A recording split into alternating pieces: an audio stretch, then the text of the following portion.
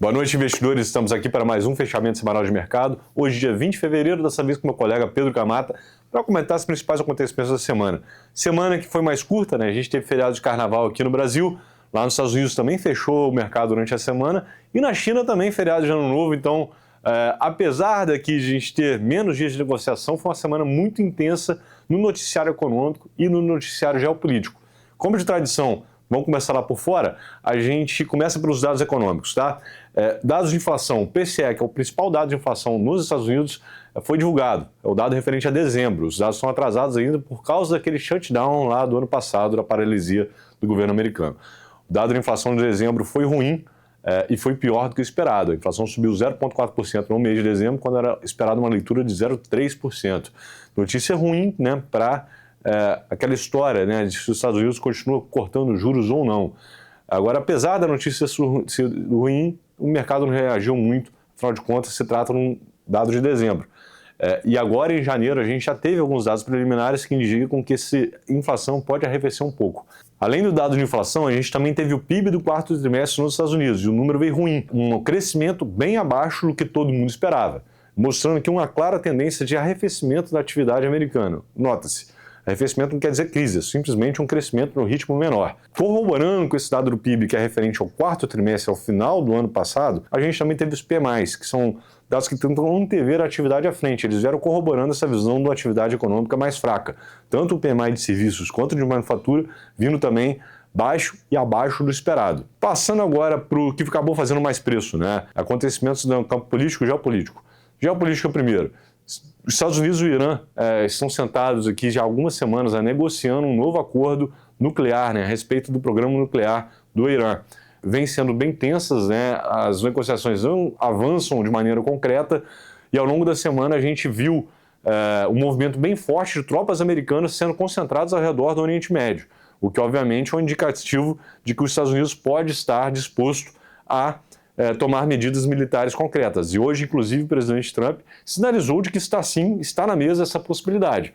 Isso é muito importante, principalmente para o mercado de petróleo. Afinal de contas, além de ser um grande produtor de petróleo, o Irã também controla o Estreito de Hormuz, por onde é escoado grande parte da produção global. Passando agora para a política interna americana, né? Já havia, ao belo de um tempo, inclusive esse julgamento já foi adiado várias vezes, um debate sobre a legalidade das tarifas impostas pelo presidente Trump, lá no ano passado, aquele tarifaço que ele tributou todo mundo.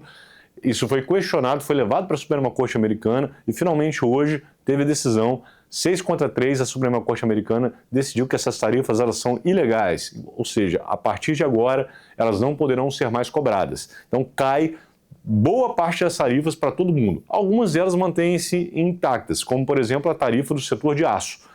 Mas o grosso delas foram derrubadas. Isso, obviamente, já provocou reação do presidente Trump. Ele fez um coletivo de imprensa agora, durante a tarde, tratando o assunto, falando que vai buscar alternativas para poder implementar a política econômica a qual ele se propõe. Muita coisa acontecendo e, obviamente, o mercado acabou tendo bastante volatilidade, não foi, Pedro? Perfeitamente, Disseu. Semana positiva para as bolsas do lado americano, independente dos dados negativos, com o S&P subindo 1,1%, Nasdaq subindo quase 1,15%, com boa parcela desse avanço delas terem sido no dia de hoje, após esse comunicado da Suprema Corte, dando a possibilidade dela voltar a poder respirar com esse mercado estrangeiro. A gente vê o DXY, a sexta das principais moedas versus dólar, subindo 0,87% e o 10 anos, que a gente vai ver ali como referência, sobe 4 bips na semana, ali em torno de 4,09%, quase 4,10%. Isso a gente também teve o lado do Brent, que a gente vai ver é uma política que a gente via lá nos Estados Unidos, que seria um petróleo para baixo, a ponto de controlar a inflação. A gente vê uma semana muito forte. O Brent avança e fecha acima dos $70 o barril. O WTI referência lá para os Estados Unidos, acima de $66 o barril, um avanço de mais que 10% só nesse ano de 2026. Semana positiva também foi para o ouro, né? Então, a semana cheia no lado das divulgações lá nos Estados Unidos. E como é que foi aqui no Brasil, Disseu? Aqui no Brasil a semana foi um pouquinho mais calma, né? Afinal de contas, carnaval é uma coisa que o brasileiro acaba focando muito mais que mercados nessa época do ano. Então a gente teve pregão somente na metade do dia da quarta-feira, quinta e sexta. De dado econômico, a única coisa que saiu de mais relevante foi o BCBR, que é uma proxy para a gente ver como é que vai sair o PIB, né? E ele veio exatamente em linha com o esperado, foi um número negativo.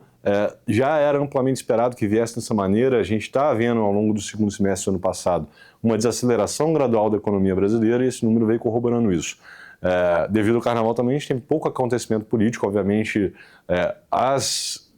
desdobramentos políticos do caso Master, eles têm sido muito importantes, principalmente quando a gente vai olhar aqui a briga de poderes lá na eleição lá à frente, mas o impacto imediato ao mercado foi uma semana bem tranquila aqui, a gente acabou surfando o que veio lá de fora, não foi, Pedro? Perfeitamente, Disseu. A gente teve uma semana positiva para as bolsas do lado de cá, Ibov sobe 1,6%, o Small um pouco mais, sobe 2,2%. A gente surfa esse movimento das bolsas mundo afora, sem falar no peso que o petróleo tem aqui na nossa bolsa. A gente com uma grande participação no índice em commodities, quase 30%, e dando esse peso principalmente ali do lado de Petrobras, participação relevante. Bolsas positivas e o dólar direcionado para baixo. O dólar cai 0,8% na semana aqui, voltando a ficar abaixo dos R$ 5,20, a gente fechando agora nos R$ 5,18. Semana curta, mas com bastante de dados e bastante relevância nas divulgações. Como é que a gente fica para a próxima semana, Dirceu? Semana que vem a gente tem alguns dados importantes, tá? Os principais deles. Confiança do consumidor nos Estados Unidos e aqui do lado do Brasil, IPCA 15, né, prévia da inflação do mês de fevereiro, e também CAGED, que é o próximo principal dado de mercado de trabalho. E, obviamente, a gente vai ter a continuidade da divulgação dos balanços referente ao quarto trimestre do ano passado. A gente estará novamente aqui na semana que vem para atualizá-los. Um bom final de semana a todos e um forte abraço. Um abraço e até a próxima.